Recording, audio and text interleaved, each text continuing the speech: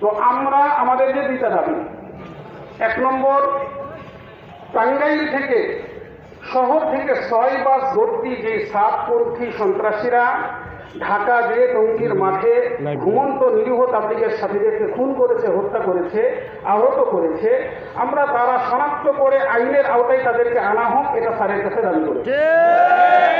আর এই খুনি সন্ত্রাসীরা মসজিদে এখন তাবলীগের কাজ করবে, এটা মুসল্লি জনগণ আমরা কেউ এটা মেনে নিতে পারছি না।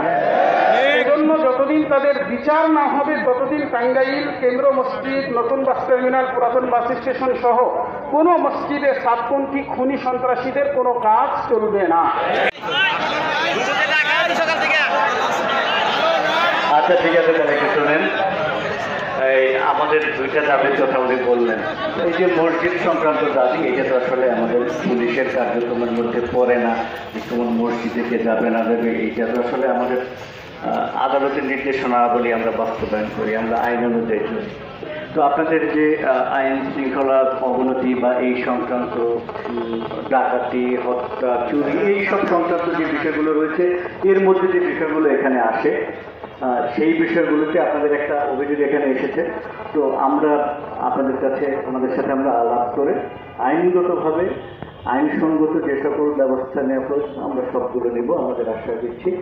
আইনসঙ্গত যে বিষয়গুলো রয়েছে, সিআরপিসি, পেনাল কোড, সাক্ষ্য আইন, এই যে প্রচলিত আইন অনুযায়ী আমাদের, তো আপনারা জানেন যে কোর্ট প্রসিডিউর কীভাবে হয়, সেই অনুযায়ী আমরা ব্যবস্থা নেব। এবং এই ক্ষেত্রে আপনাদের কোনো সহায়তা লাগলে আপনাদের সহায়তা আমরা নেব। এবং অন্যান্য বিষয়ে আপনি একটা জিনিস আশা করব, টাঙ্গাইলের মানুষ খুব শান্তিপ্রিয়। আমরা আমাদের পুলিশ বাহিনী কিন্তু দেখবেন সারা রাত আমরা 10-15টা গাড়ি নিয়ে সারা টাঙ্গাইল জেলা আমরা ঘুরে বেড়াই। আমরা কিন্তু ঘুরে বেড়াই আপনারা যাতে নিশ্চিন্তে ঘুমাতে পারেন সেই জন্য, আপনাদের শান্তির জন্য আমরা ঘুরে বেড়াই। আমরা শান্তি চাই, সেই শান্তি বজায় রাখতে গিয়ে আপনারা আমাদের সহায়তা করবেন। আমরা আশা করব শান্তিপূর্ণ টাঙ্গাইল শান্তির মতোই থাকবে, শান্তির জনপদ থাকবে।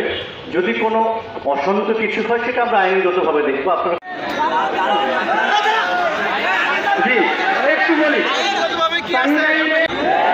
ইনশাআল্লাহ আমরা থানায় থানায় তাদের নাম দিয়ে জিডি করবো, এসপি স্যারের কাছ থেকে অনুমতি নিয়ে, ঠিক আছে ইনশাআল্লাহ। আসসালামু আলাইকুম। আমি প্রথমেই দুঃখ প্রকাশ করছি যে আজকে আপনারা এখানে দীর্ঘ সময় ধরে অপেক্ষা করে আপনারা দুপুরের খাবারও গ্রহণ করতে পারেননি, এবং সেজন্য আমরা আন্তরিকভাবে দুঃখিত। এবং একই সাথে আপনারা যে দাবিগুলি নিয়ে এসছেন সেগুলি আমাদের জেলা প্রশাসন এবং পুলিশ বিভাগ থেকে ইতিমধ্যে মেনে নেওয়া হয়েছে।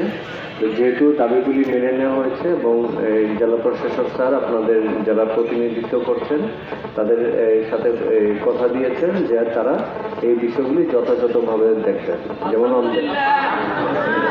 পুলিশ সুপার মহোদয় বলে গিয়েছেন যে আপনাদের ধর্মারির যে মামলাটি সেটি গ্রহণ করা হবে, এবং একই সাথে আপনাদের টঙ্গীর যে মামলায় সেখানে আপনাদের এখান থেকে যে তথ্যপত্র প্রদান করা হবে সেটি, যেহেতু টঙ্গীতে মামলা হয়েছে সেখানে যেন এই আপনাদের তথ্যপত্রগুলি সেখানে মামলার তদন্তের কাজে ব্যবহৃত হয় এবং সেখানে যারা তদন্তকারী তাদের কাছে প্রেরণেরও ব্যবস্থা গ্রহণ করা হবে।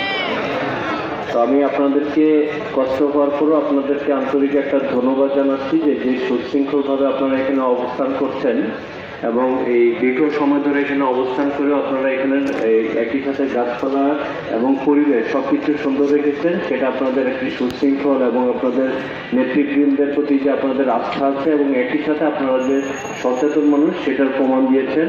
সেজন্য আবারও আপনাদেরকে আন্তরিক ধন্যবাদ জানিয়ে, এবং তাবলীগ শান্তির যে প্রতীক, ইসলাম যে একটি শান্তির ধর্ম, সেই জিনিসটা যেন যথাযথভাবে আপনাদের মাধ্যমে আমাদের মাধ্যমে বাস্তবায়িত হয় সে আশা ব্যক্ত করে টাঙ্গাইল জেলা প্রশাসনের পক্ষ থেকে আপনাদের সকলের সুস্বাস্থ্য কামনা করছি। আবারও ধন্যবাদ। আসসালামু আলাইকুম। আল্লাহ শহীদ ভাইদের উসিলা আল্লাহ আমাদের এই বাংলাদেশকে আল্লাহ এই সাদিয়াদের থেকে আল্লাহ আপনি খালি করে দেন।